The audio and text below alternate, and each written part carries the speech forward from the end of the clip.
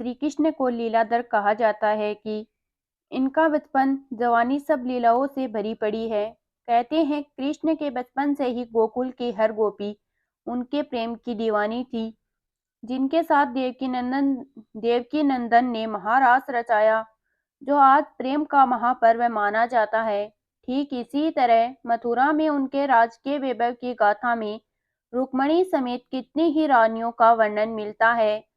एक कथा के अनुसार ऐसी भी आता है कि जिसमें कृष्ण द्वारा एक साथ 16,000 कन्याओं से विवाह करने का वर्णन मिलता है। यह उस समय की बात है जब श्री कृष्ण कंस का वध कर मथुरा के राजा बन चुके थे। इसी समय श्री कृष्ण को एक अनोखी सी सूचना मिली कि उनके और आसपास के अनेक राज्यों से कुमारी कन्याओं का हरण किया जा रहा है।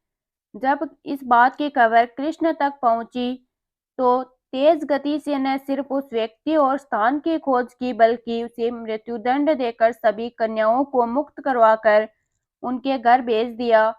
कहा जाता है कि कृष्ण द्वारा मुक्त कराई गई इन कन्याओं की संख्या 16,000 थी। लंबे समय से अपनों से बिछड़कर दयनीय जीवन जी रही ये कन्याएं जब घर पहुंची तो उनके घरवालों ने उन्हें अपनाने से मना कर दिया।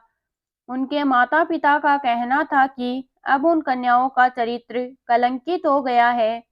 अब समाज उन्हें अपना नहीं सकता और उन्हें घर में शरण देकर वे समाज में अपमान नहीं झेल सकते।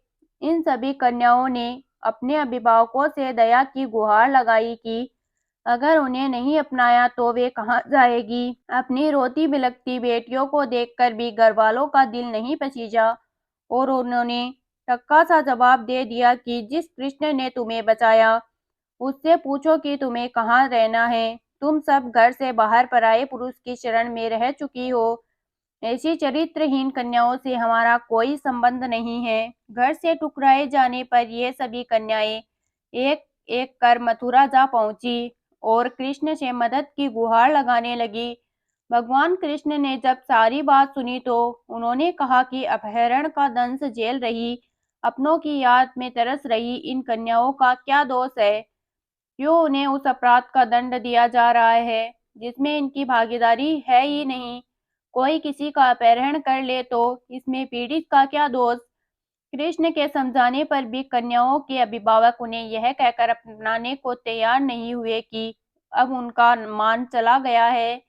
इस बात से कृष्ण क्रोधित हो उठे और अपनी लीला के द्वारा 16,000 रूपों में प्रकट हुए।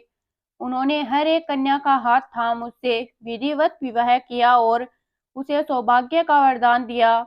कहा जाता है कि बंदी गृह से लौटी इन कन्याओं को ठुकराने वाले माता पिता कृष्ण से विवाह होते ही अपनी कन्याओं को अपनाने को तैयार हो गए। इस विवाह के बाद वे बड़े गर्व से बताते हैं कि मथुरा के राजा कृष्ण उनके दामाद हैं। इस तरह 16,000 कन्याओं को समाज में मान दिलाने के लिए कृष्ण ने महाविवाह संपन्न किया।